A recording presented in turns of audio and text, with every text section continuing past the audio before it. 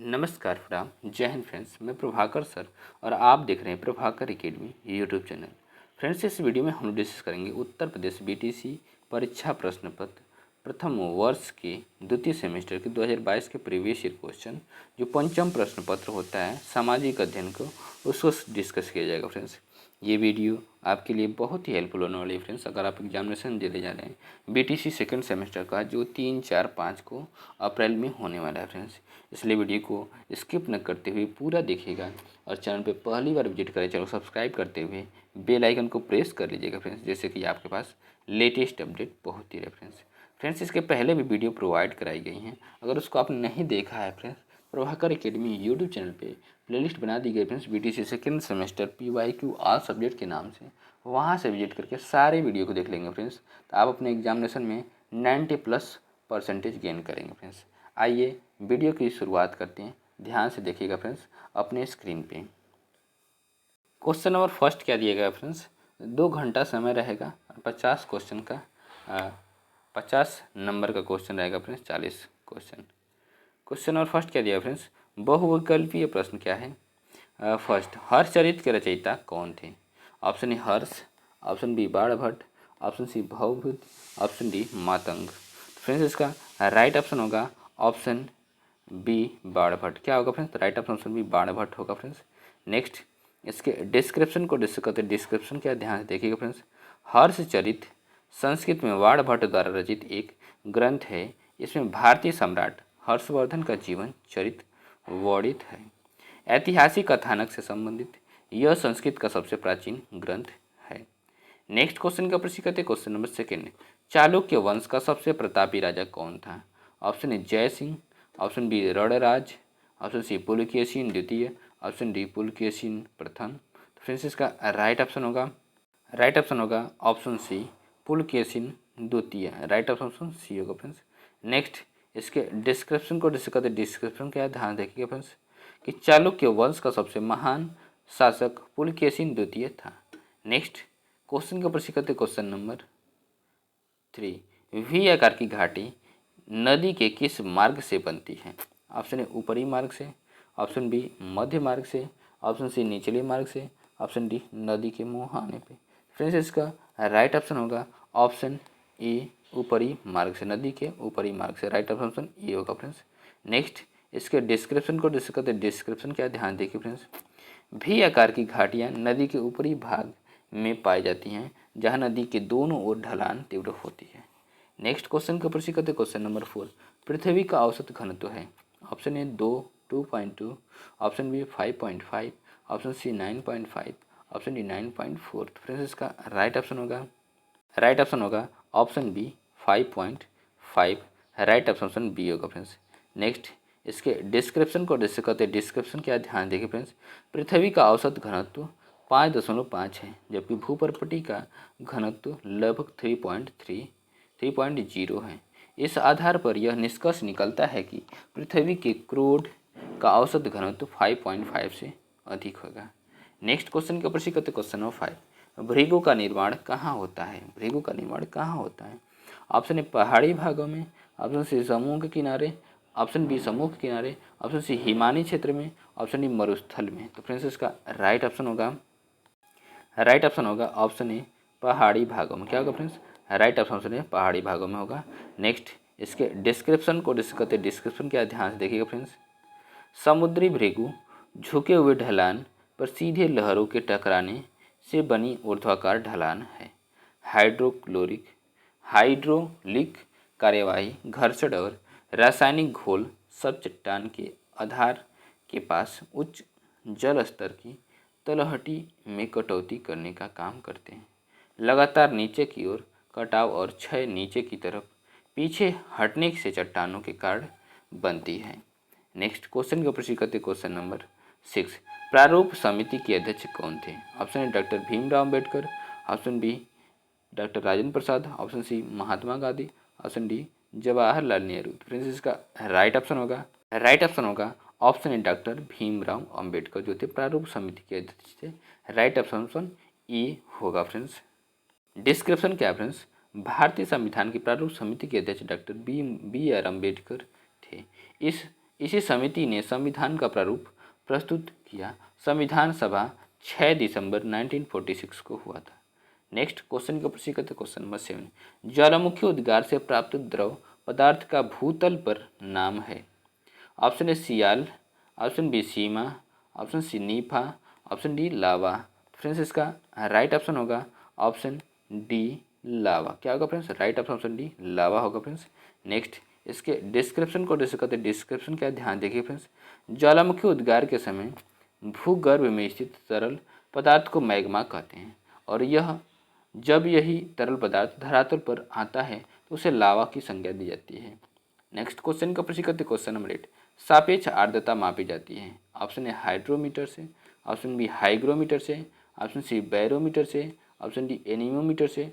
Friends इसका right option होगा option B hygrometer से। क्या होगा friends? Right option B hygrometer से। नेक्स्ट इसके डिस्क्रिप्शन को डिस्कस करते हैं। डिस्क्रिप्शन क्या, ध्यान देखिए फ्रेंड्स। हाइग्रोमीटर आर्द्रता मापी मौसम विज्ञान में हवा में नमी या जलवाष्प की मात्रा मापने के लिए प्रयोग किया जाने वाला उपकरण है। नेक्स्ट क्वेश्चन का प्रश्न करते क्वेश्चन नंबर 9। सर्वाधिक लवणता वाला सागर है। ऑप्शन ए कैस्पियन सागर, ऑप्शन बी लाल सागर, ऑप्शन सी मृत सागर, ऑप्शन डी भूमध्य सागर। तो फ्रेंड्स इसका राइट ऑप्शन होगा ऑप्शन सी मृत सागर। क्या होगा फ्रेंड्स? राइट ऑप्शन से मृत सागर होगा फ्रेंड्स। नेक्स्ट इसके डिस्क्रिप्शन को डिस्कस करते हैं। डिस्क्रिप्शन क्या, ध्यान देखिए फ्रेंड्स। मृत सागर की अधिकतम लवणता प्रति 1000 240 है। इसमें नमक की इतनी उच्च सामग्री है क्योंकि यह उष्णकटिबंधीय क्षेत्र में स्थित है जो गर्म और तदंतरम उसमें वाष्पीकरण की दर अधिक है। नेक्स्ट क्वेश्चन के ऊपर सीखते क्वेश्चन नंबर 10। धन्वंतरी किस काल के वैद्य थे? ऑप्शन ए मौर्य काल के, ऑप्शन बी गुप्त काल के, ऑप्शन सी महाजनपद काल के, ऑप्शन डी राजपूत काल के। तो फ्रेंड्स इसका राइट ऑप्शन होगा ऑप्शन बी गुप्त काल के। क्या होगा फ्रेंड्स? राइट ऑप्शन बी गुप्त काल के। नेक्स्ट इसके डिस्क्रिप्शन को डिस्कस करते हैं। डिस्क्रिप्शन क्या, ध्यान देखिए फ्रेंड्स। धन्वंतरी अपने शासनकाल के दौरान एक प्रसिद्ध चिकित्सक थे और चंद्रगुप्त विक्रमादित्य के 9 हीरो में से एक थे। नेक्स्ट क्वेश्चन के ऊपर सीखते क्वेश्चन नंबर 11। अलाउद्दीन खिलजी ने कितने वर्ष शासन किया? ऑप्शन ए 10 वर्ष, ऑप्शन बी 15 वर्ष, ऑप्शन सी 20 वर्ष, ऑप्शन डी 5 वर्ष। तो फ्रेंड्स इसका राइट ऑप्शन होगा ऑप्शन सी 20 वर्ष। क्या होगा फ्रेंड्स? राइट ऑप्शन सी 20 वर्ष होगा। नेक्स्ट इसके डिस्क्रिप्शन को डिस्क्रिप्शन क्या, ध्यान देखिए फ्रेंड्स। अलाउद्दीन खिलजी वर्ष 1296 से 1316 या 20 वर्षों तक शासन करने वाले भारत में दिल्ली के खिलजी वंश का दूसरा नाम सुल्तान है फ्रेंड्स। नेक्स्ट क्वेश्चन के ऊपर सीखते क्वेश्चन नंबर 12। मत विलास प्रहसन नामक पुस्तक के लेखक कौन हैं? Option Mahendra Varma, option B Pulakeshin द्वितीय, option C Narasimha Varman, option D Raj प्रथम। तो फ्रेंड्स इसका राइट ऑप्शन होगा option A Mahendra Varma. Right option A होगा फ्रेंड्स। नेक्स्ट इसके डिस्क्रिप्शन को डिस्कस करते ध्यान देखिएगा फ्रेंड्स। डिस्क्रिप्शन क्या है फ्रेंड्स? मत्ता विलास प्रहसन या मंत विलास प्रहसन एक लघु एकांकी अभिनय संस्कृत नाटक है जिसके लेखक महेंद्र वर्मन प्रथम हैं। नेक्स्ट क्वेश्चन के ऊपर सीखते क्वेश्चन नंबर 13। जौहर प्रथा का प्रचलन था। ऑप्शन ए मौर्य काल, ऑप्शन बी गुप्त काल, ऑप्शन सी जनपद काल महाजनपद काल, ऑप्शन डी राजपूत काल। तो फ्रेंड्स इसका राइट ऑप्शन होगा ऑप्शन डी राजपूत काल। क्या होगा friends? Right option D Rajput काल होगा फ्रेंड्स। नेक्स्ट इसके डिस्क्रिप्शन को डिस्कस करते हैं। डिस्क्रिप्शन क्या, ध्यान देखिएगा फ्रेंड्स। जौहर प्रथा का प्रचलन राजपूत काल से था। भारतीय इतिहास में जौहर का सबसे प्रसिद्ध कृत्य 14वीं शताब्दी की शुरुआत में हुआ जब शुरुआत रानी पद्मिनी के नेतृत्व में बाद में चित्तौड़गढ़ की महिलाओं ने खुद को आग में झोंक दिया। नेक्स्ट क्वेश्चन के ऊपर सीखते क्वेश्चन नंबर 14। बजट जिसमें आय व्यय बराबर होता है। ऑप्शन ए जीरो आधारित बजट, ऑप्शन बी संतुलित बजट, ऑप्शन सी घाटे का बजट, ऑप्शन डी बचत का बजट। तो फ्रेंड्स इसका राइट ऑप्शन होगा ऑप्शन बी संतुलित बजट। राइट ऑप्शन बी होगा फ्रेंड्स। नेक्स्ट इसके डिस्क्रिप्शन को डिस्कस करते हैं। डिस्क्रिप्शन क्या, ध्यान देखिए फ्रेंड्स। सरकार जमा आय के बराबर राशि खर्च कर सकती है। इसे संतुलित बजट के रूप में जाना जाता है। अगर इससे ज़्यादा खर्च करने की जरूरत पड़ती है तो बजट को संतुलित रखने के लिए करों के माध्यम से राशि प्राप्त करना पड़ेगा। जब कर से प्राप्त राशि आवश्यक आय से अधिक होती है तो इसे बजट अधिशेष कहा जाता है। नेक्स्ट क्वेश्चन के ऊपर सीखते क्वेश्चन नंबर 15। क्वेश्चन नंबर 15 क्या है फ्रेंड्स, भारतीय कृषि में निम्न उत्पादकता का कारण है। ऑप्शन ए पिछड़ी तकनीक, ऑप्शन बी जोत का छोटा आकार, ऑप्शन सी शाख का प्रभाव, ऑप्शन डी उपयुक्त सभी। तो फ्रेंड्स इसका राइट ऑप्शन होगा ऑप्शन डी उपयुक्त सभी। क्या होगा फ्रेंड्स, राइट ऑप्शन डी उपयुक्त सभी होगा फ्रेंड्स। नेक्स्ट इसके डिस्क्रिप्शन को डिस्कस करते हैं। डिस्क्रिप्शन क्या, ध्यान देखें फ्रेंड्स, खेती पर जनसंख्या का बढ़ता बोझ भी निम्न उत्पादकता का महत्वपूर्ण कारण है। तकनीकी कारण, सिंचाई सुविधाओं की पर्याप्तता का अभाव, उच्च उत्पादकता वाले बीजों की अनुपलब्धता, किसानों के पास मृदा परख तकनीकी का अभाव और कीटों, रोगाणु और चूहों जैसे अन्य कृंतकों से बचाव की वैज्ञानिक पद्धति की जानकारी का न होना। फ्रेंड्स नेक्स्ट अति लघु उत्तरीय प्रश्न की ओर प्रोसीड करते हैं। ध्यान से देखिए फ्रेंड, डेल्टा किसे कहते हैं, क्वेश्चन नंबर 16 दिया गया। क्या डेल्टा किसे कहते हैं, डेल्टा नदी अपने उद्गम से निकल करके बहते हुए अंत में किसी सागर या झील में गिरती है या किसी अन्य जल स्रोत में मिलती है तो उसे ढाल में कमी के कारण नदी के अपरदन द्वारा उत्पन्न अवसादों को अपने मुहाने पर इकट्ठा करती है, जिससे एक त्रिभुजाकार आकृति का निर्माण होता है, उसे डेल्टा कहते हैं। नेक्स्ट क्वेश्चन के ऊपर से कहते हैं क्वेश्चन नंबर 17।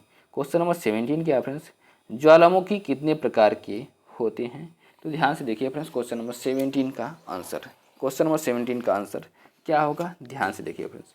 ज्वालामुखी के बारे में पहले डिस्कस कर लेते हैं, ध्यान से देखिएगा। ज्वालामुखी भूपटल पर वह प्राकृतिक छेद या दरार है जिससे होकर के पृथ्वी के अंदर का पिघला पदार्थ, गैस या भाप, राख इत्यादि बाहर निकलते हैं। पृथ्वी के अंदर का पिघला पदार्थ जो ज्वालामुखी से बाहर निकलता है लावा कहलाता है। अब हम बात करते हैं ज्वालामुखी के प्रकार के बारे में फ्रेंड्स।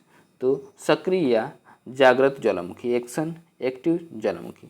सक्रिय ज्वालामुखी वे हैं जिनसे समय समय पर विस्फोट हो जाया करता है, अर्थात जिनसे लावा, गैस, वाष्प इत्यादि निकलता है। सेकंड ज्वालामुखी का क्या नाम फ्रेंड्स, सुसुप्त या निदित डोरमेंट ज्वालामुखी। वे जो वर्षों से शांत, स्तब्ध या सोए हुए जान पड़ते हैं पर उनमें उनके सक्रिय या जागृत होने की संभावना रहती है। ऐसे ज्वालामुखी को बड़े खतरनाक साबित होते हैं, कभी भी वो शुरू हो सकती हैं। नेक्स्ट बात करते हैं मृत ज्वालामुखी, एक्सटिंक्ट ज्वालामुखी। ये वे हैं जो युगों से शांत हैं और इनका विस्फोट एकदम बंद हो गया है। बर्मा का पोपा, अफ्रीका के किलिमंजारो, दक्षिण अमेरिका का चिम्बराजो और हवाई द्वीप की कामिनाको, ईरान का कोह सुल्तान मृत ज्वालामुखी के उदाहरण हैं। नेक्स्ट क्वेश्चन का प्रश्न करते क्वेश्चन नंबर 18। वायुमंडल किसे कहते हैं, वायुमंडल, एटमॉस्फियर हमारी पृथ्वी के चारों ओर से वायु की घनी चादर से घिरी हुई है जिसे वायुमंडल कहते हैं। पृथ्वी पर सभी जीव जीवित रहने के लिए वायुमंडल पर निर्भर है। यह हमें सांस लेने के लिए वायु प्रदान करता है एवं सूर्य की किरणों की हानिकारक प्रभाव से हमारी रक्षा करता है। नेक्स्ट क्वेश्चन का प्रश्न करते क्वेश्चन नंबर 19। सूर्यताप किसे कहते हैं, आंसर क्या है, ध्यान देखें फिर। सूर्यताप लघु तरंगों के रूप में पृथ्वी की ओर आने वाले सौर विकिरण को सूर्यताप कहते हैं। पृथ्वी की सतह पर पहुंचने वाली सूर्यताप की मात्रा सूर्य से विकिरित ताप की मात्रा से बहुत ही कम होती है, क्योंकि पृथ्वी सूर्य से बहुत छोटी और यह सूर्य से बहुत दूर है। नेक्स्ट क्वेश्चन का प्रश्न करते क्वेश्चन नंबर 20। ज्वार भाटा किसे कहते हैं, आंसर क्या है। ज्वार भाटा चंद्रमा एवं सूर्य की आकर्षण शक्तियों के कारण सागरीय तल के ऊपर उठने तथा गिरने को ज्वार भाटा कहते हैं। सागरीय जल के उठकर आगे बढ़ने को ज्वार टाइड तथा सागरीय जल को नीचे गिर करके पीछे लौटने सागर की ओर को भाटा कहते हैं। नेक्स्ट क्वेश्चन का प्रश्न करते क्वेश्चन नंबर 21। गुलाम वंश के अंतिम शासक कौन थे, आंसर क्या है, ध्यान देखिए फ्रेंड्स। गुलाम वंश का अंतिम शासक शमसुद्दीन क्यूमर्स था, जिसकी हत्या करके जलालुद्दीन फिरोज खिलजी ने खिलजी वंश की स्थापना की थी। गुलाम वंश का संस्थापक कुतुबुद्दीन ऐबक था। नेक्स्ट क्वेश्चन का प्रश्न करते क्वेश्चन नंबर 22। कौटिल्य क्यों प्रसिद्ध थे? आंसर क्या है, ध्यान देखिए फ्रेंड्स। एक प्रकांड विद्वान तथा एक गंभीर चिंतक के रूप में कौटिल्य तो विख्यात है ही, और एक व्यवहारिक एवं चतुर राजनीतिज्ञ थे के रूप में भी उन्हें ख्याति मिली है। नंद वंश के विनाश तथा मगध साम्राज्य की स्थापना एवं विस्तार में उनके ऐतिहासिक योगदान है। सालाटोर के कथनानुसार के बारे क्या है, प्राचीन भारतीय राजनीति के चिंतन में कौटिल्य का सर्वोपरि स्थान है। नेक्स्ट क्वेश्चन के प्रश्न करते क्वेश्चन नंबर 23। चोल वंश का संस्थापक कौन है? आंसर क्या है, ध्यान देखिए फ्रेंड्स। चोल वंश का संस्थापक विजयालय 850 से 870 ईस्वी पल्लव अधीनता में उदयपुर प्रदेश का शासन था। विजयालय की वंश परंपरा में लगभग 20 राजा हुए, जिन्होंने कुल मिलाकर के 400 से अधिक वर्षों तक शासन किया। और विजयालय के पश्चात आदित्य प्रथम 871 से लेकर के 907 परांतक प्रथम 909 से 955 ने क्रमशः शासन किया। नेक्स्ट क्वेश्चन के ऊपर करते क्वेश्चन नंबर 24। कुतुबुद्दीन ऐबक कौन थे? आंसर क्या, ध्यान देखिए फ्रेंड्स। कुतुबुद्दीन ऐबक दिल्ली सल्तनत का स्थापक और गुलाम वंश का पहला सुल्तान था। यह गौरी साम्राज्य का सुल्तान मोहम्मद गौरी का एक गुलाम था। गुलामों को सैनिक सेवा के लिए खरीदा जाता था। यह पहले गौरी के सैन्य अभियानों का सहायक बना और फिर दिल्ली का सुल्तान। इसने लाहौर को अपनी राजधानी बनाया और कुतुब मीनार की नींव डाली। इसने केवल 4 साल 1206 से लेकर 1210 तक ही राज किया। नेक्स्ट क्वेश्चन का प्रश्न करते क्वेश्चन नंबर 25। आंतरिक शक्तियाँ किसे कहते हैं? आंसर क्या है, ध्यान देखिए फ्रेंड्स। जब आंतरिक विवर्तन की शक्तियाँ क्षितिज दिशा में कार्यशील होती हैं तो तरंगें उत्पन्न होती हैं। इन तरंगों के कारण भू पृष्ठ की चट्टानों में भारी उथल पुथल होती है। धरातल पर वलन, भ्रंशन व चट्टान पैदा हो जाते हैं। घाटी व पर्वत भी बन जाते हैं। ये आंतरिक शक्तियाँ इसे कहते हैं फ्रेंड्स। नेक्स्ट क्वेश्चन के ऊपर से करते क्वेश्चन नंबर 26। भक्ति आंदोलन की उत्पत्ति के 2 कारण लिखिए। आंसर क्या है, ध्यान देखिए फ्रेंड्स। भारत में भक्ति आंदोलन के उदय के कारण सूफी संतों की उदार एवं सहिष्णुता की भावना तथा एकेश्वरवाद में उनकी प्रबलता निष्ठा ने हिंदुओं को प्रभावित किया, जिस कारण से हिंदू इस्लाम के सिद्धांतों के निकट संपर्क में आए। हिंदुओं ने सूफियों की तरह एकेश्वरवाद में विश्वास करते हुए ऊंच नीच एवं जात पात का विरोध किया। नेक्स्ट क्वेश्चन का प्रश्न करते क्वेश्चन नंबर 27। हरित क्रांति का अर्थ बताइए। तो आंसर क्या है, ध्यान देखिए फ्रेंड्स। हरित क्रांति ग्रीन रिवॉल्यूशन विकासशील देशों में उन्नत किस्मों और उर्वरकों और अन्य रासायनिक आदानों के विस्तारित उपयोग के माध्यम से चावल और गेहूं की पैदावार में वृद्धि के लिए इस्तेमाल किया जाने वाला शब्द है। नेक्स्ट क्वेश्चन के ऊपर करते क्वेश्चन नंबर 28। अपरदन किसे कहते हैं?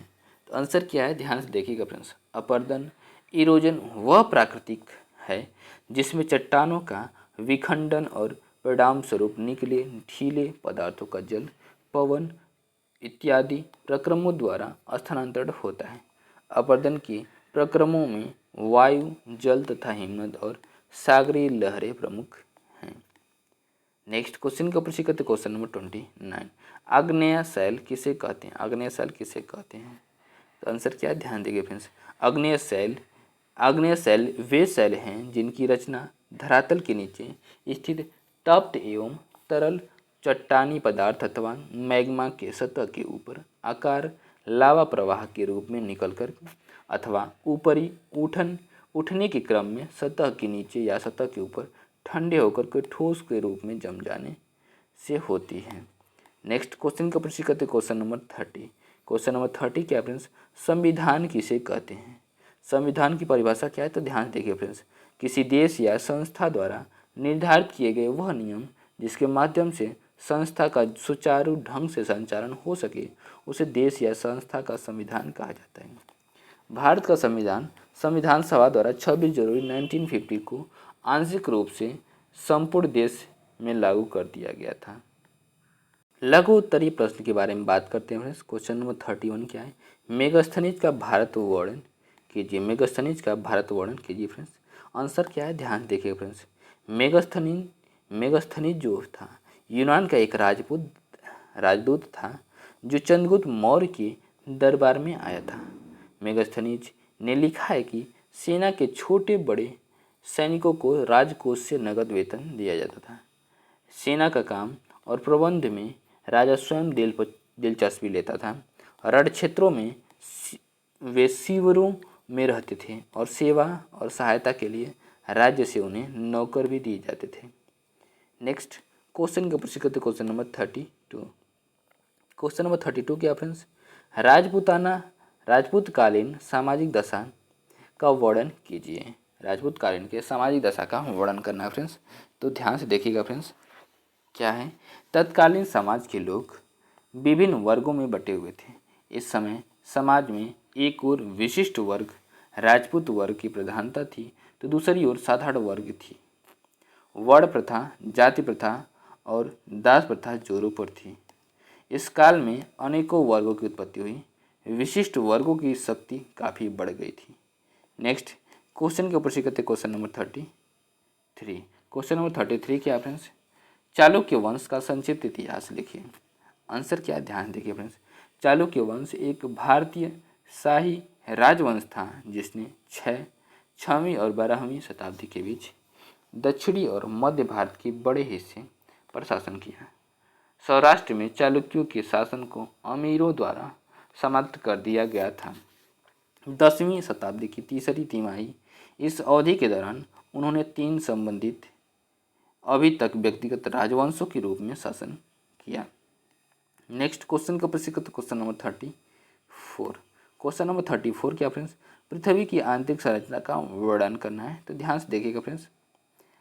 पृथ्वी की आंतरिक संरचना परतदार है। वायुमंडल के बाहरी छोर से पृथ्वी के क्रोड तक जो पदार्थ है वे समान नहीं है।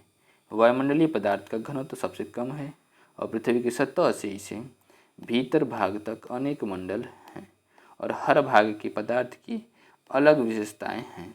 पृथ्वी की आंतरिक भाग 3 तरह की परतों से मिलकर बना है जिन्हें भूपर्पटी, मेंटल और क्रोड कहते हैं।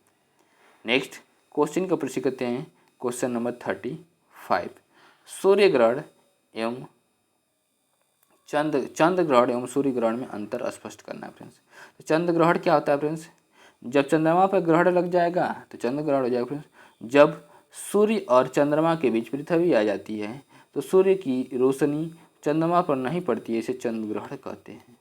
और सूर्य ग्रहण क्या है? जब सूर्य और पृथ्वी के बीच में चंद्रमा आ जाता है तो उसे सूर्य ग्रहण कहते हैं। नेक्स्ट क्वेश्चन का प्रश्न करते क्वेश्चन नंबर 36। भारतीय कृषि की विशेषताओं एवं महत्व लिखना है फ्रेंड्स। तो आंसर क्या है? ध्यान देखिए फ्रेंड्स। भारतीय कृषि की विशेषताएं, महत्व। यह देश की आर्थिक जीवन का प्राण है। नेक्स्ट यहाँ की कृषि मुख्यतः मानसून पर आधारित है। और नेक्स्ट पृथ्वी की आंतरिक एवं अंतर्राष्ट्रीय व्यापार में महत्वपूर्ण भूमिका है। नेक्स्ट कई कृषि जन्य कच्चे माल उद्योगों को प्राप्त होते हैं जैसे कपास, सूती वस्त्र उद्योग, गन्ना, चीनी उद्योग, रेशम कीट रेशम उद्योग को इत्यादि। फ्रेंड्स नेक्स्ट क्वेश्चन के ऊपर करते ध्यान देखिएगा फ्रेंड्स। क्वेश्चन नंबर 37 क्या फ्रेंड्स? महमूद गजनवी ने भारत पर आक्रमण किस उद्देश्य से किए थे? तो आंसर क्या है? ध्यान से देखिएगा फ्रेंड्स। महमूद गजनवी का भारत पर आक्रमण करने का उद्देश्य भारत की धन संपदा को प्राप्त करना था। उसकी साम्राज्य विस्तार की महत्वाकांक्षी भी थी और वह इस्लाम धर्म का प्रचार प्रसार भी करना चाहता था। वह उस समय भारत की सुख समृद्धि से प्रभावित था और भारत में इस्लामी शासन लाना चाहता था। उसकी कुदृष्टि भारत की धन संपदा पर भी थी, इसलिए कम से कम 17 बार भारत पर आक्रमण कर इतिहास में विवरण मिलता है कि और सोमनाथ मंदिर की अकूत धन संपदा इतना प्रभावित था कि उसने सोमनाथ मंदिर को कई बार लूटा। नेक्स्ट क्वेश्चन के ऊपर सीखते क्वेश्चन नंबर 38। क्वेश्चन नंबर 38 क्या फ्रेंड्स? भारतीय संविधान की प्रमुख विशेषताओं का वर्णन कीजिए। तो ध्यान से देखिएगा फ्रेंड्स, भारत का संविधान, आंसर क्या है ध्यान देखिएगा, भारत का संविधान 26 जनवरी 1950 को लागू हुआ था और यह दुनिया का सबसे विस्तृत एवं लिखित संविधान है, जिसमें 395 अनुच्छेद, 22 भाग और 12 अनुसूचियाँ हैं। भारतीय संविधान की प्रमुख विशेषताएं क्या है, ध्यान देखिए फ्रेंड्स। फर्स्ट, सबसे लंबा लिखित संविधान है। सेकंड, विभिन्न स्रोतों से लिया गया संविधान है। और थर्ड, कठोरता एवं लचीलेपन का मिश्रण है। फोर्थ, मौलिक अधिकार। और फिफ्थ, कानून का शासन। और सिक्स्थ, सरकार का संसदीय स्वरूप। और सेवन, संघात्मक और एकात्मक का मिश्रण है। राज्य के नीति निर्देशक सिद्धांत भी हैं। नेक्स्ट ध्यान से देखिएगा फ्रेंड्स, नंबर 9 मौलिक कर्तव्य भी इसमें है। और नंबर 10 भारतीय धर्मनिरपेक्षता है। भारत धर्मनिरपेक्ष है, मतलब कि भारत में हर एक धर्म है, उसमें सबका सम्मान किया जाता है। नेक्स्ट एकल नागरिकता है। और सेकेंड 12 सार्वभौमिक वयस्क मताधिकार है। और नंबर 13 स्वतंत्र निकाय। नंबर 14 आपातकालीन प्रावधान है। नंबर 15 त्रिस्तरीय सरकार है। और नंबर 16 सहकारी समितियाँ भी हैं। नंबर 17 एकीकृत और स्वतंत्र न्यायपालिका है। नंबर 18 संसदीय संप्रभुता और न्यायिक सर्वोच्चता है। नेक्स्ट पॉइंट क्या है, ध्यान से देखिए फ्रेंड्स, सबसे लंबा लिखित संविधान के बारे में बात करते हैं। तो भारत के संविधान को दुनिया का अब तक का सबसे लंबा और विस्तृत संवैधानिक दस्तावेज होने का गौरव प्राप्त है। यह बहुत ही व्यापक और विस्तृत दस्तावेज है। इसका कारण 1935 के भारत सरकार अधिनियम का प्रभाव है। मौलिक अधिकार, भारतीय संविधान का भाग 3 सभी नागरिकों को 6 मौलिक अधिकारों की गारंटी देता है। मौलिक अधिकार भारत में राजनीतिक लोकतंत्र के विचार को बढ़ावा देने के लिए मौलिक अधिकार प्रकृति में न्यायसंगत है, अर्थात उनको कोई छीन नहीं सकता है। अब हम बात करते हैं मौलिक कर्तव्य के बारे में। तो मूल संविधान में नागरिकों के मौलिक कर्तव्यों का प्रावधान नहीं था। स्वर्ण सिंह समिति की सिफारिश पर 1976 के 42वें संविधान संशोधन अधिनियम द्वारा मौलिक कर्तव्यों को हमारे संविधान से जोड़ा गया था। संविधान में कुल 11 मौलिक कर्तव्यों का उल्लेख किया गया है। नेक्स्ट पॉइंट क्या है, एकल नागरिकता। एकल नागरिकता, भारतीय संविधान में केवल एक ही नागरिकता का प्रावधान है। एकल नागरिकता ने निस्संदेह भारत के लोगों में एकता की भावना पैदा की है। आपातकालीन प्रावधान, आपातकालीन 3 प्रकार का होता है। फर्स्ट, युद्ध, बाहरी आक्रमण या सशस्त्र विद्रोह के कारण आपातकाल अनुच्छेद 352। सेकेंड, राज्यों की में संवैधानिक तंत्र की विफलता से उत्पन्न आपातकाल 356 अनुच्छेद 356 से 366। नेक्स्ट क्या है, वित्तीय आपातकाल अनुच्छेद 360। नेक्स्ट क्वेश्चन क्या है फ्रेंड्स, क्वेश्चन नंबर 39 चोल प्रशासन की प्रमुख विशेषताओं का उल्लेख कीजिए। आंसर क्या है, ध्यान देखिए फ्रेंड्स, चोल प्रशासन की प्रमुख विशेषताएं। फर्स्ट, सम्राट अथवा राजा। राजा के सम्राट राज्य का सर्वोच्च पदाधिकारी होते थे। शासन की सर्वोच्च शक्तियां उसी में निहित रहती थी। समस्त शासन का भार उसी पर होता था। इस प्रकार उसके अधिकार और शक्तियां अपरिमित थे।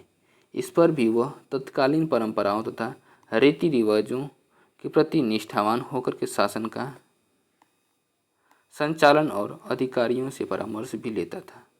नेक्स्ट क्या है, राज्य पदाधिकारी। प्रशासन संचालन में सहायता देने के लिए अनेक राज्य पदाधिकारी होते थे, जो कि राजा को प्रशासकीय परामर्श देते थे। राजकीय ज्ञान को उस समय तक प्रसारित नहीं किया जाता था जब तक उन पर ओले नायक, मुख्य सचिव और पेरुंदरम मंत्री का हस्ताक्षर न हो जाए। सभी राजकीय आदेश लिपिबद्ध किए जाते थे। जीरो वाक्य केल्वी नामक पदाधिकारी सम्राट का निजी सचिव होता था। स्थानीय शासन व्यवस्था के बारे में बात करते हैं। संपूर्ण चोल शासन व्यवस्था में स्थानीय शासन का प्रमुख स्थान रहा है। गांव 2 प्रकार के होते थे। साधारण गांव को उर कहते थे और दूसरी प्रकार के गांव को चतुर्वेदी मंगल कहते थे। साधारण गांव में जो सवाई होती थी उन्हें उटार कहा जाता था और ग्राम सभा के अधिवेशन मंदिरों में हुआ करते थे। सभी कार्यों और हाईवे की जांच में समय पर राज्य के एक कर्मचारी द्वारा होती थी, जिसे अधिकारी कहा जाता था। नेक्स्ट पॉइंट क्या, ध्यान देखिए फ्रेंड्स। लोगों के हित में कार्य। चोल राजा प्रजा हितैषी थे। यह लोक कल्याण के कार्यों पर राज्य की आय का अधिकांश भाग खर्च करते थे। कृषि और सिंचाई की व्यवस्था पर राज्य विशेष रूप से ध्यान देता था। नेक्स्ट नंबर 5 क्या है, राजस्व व्यवस्था। भूमि का राज्य की आय का प्रमुख साधन था। यह भूमि की उपज का छठा भाग होता था। भूमि कार्य का निर्धारण करने के लिए समय समय पर भूमि का सर्वेक्षण किया जाता था। अकाल पड़ने पर लगान में छूट प्रदान की जाती थी। नेक्स्ट क्वेश्चन के ऊपर सीखते क्वेश्चन नंबर 40। अशोक का जीवन परिचय देते हुए उसकी उपलब्धियों पर प्रकाश डालिए। आंसर क्या है, ध्यान देखिए फ्रेंड्स। सम्राट अशोक विश्व प्रसिद्ध एवं शक्तिशाली भारतीय मौर्य राज्य वंश के महान सम्राट थे। अशोक बौद्ध धर्म के सबसे प्रतापी राजा थे।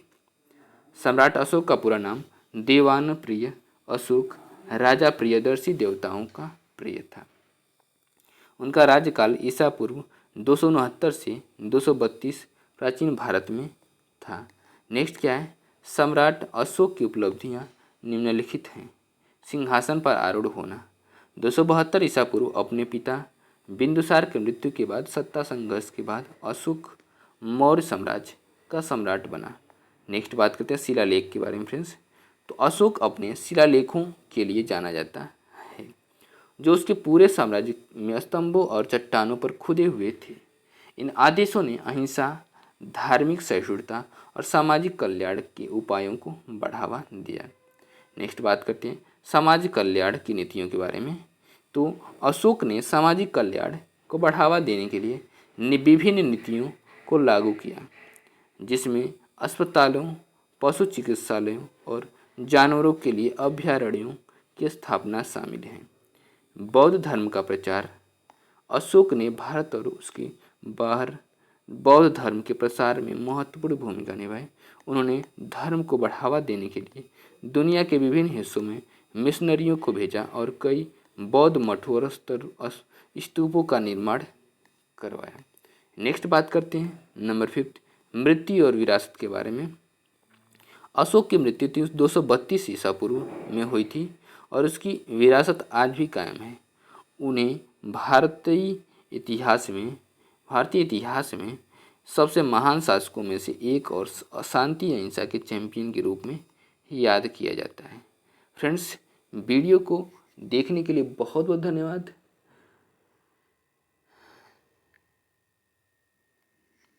नमस्कार, bye bye, good night friends.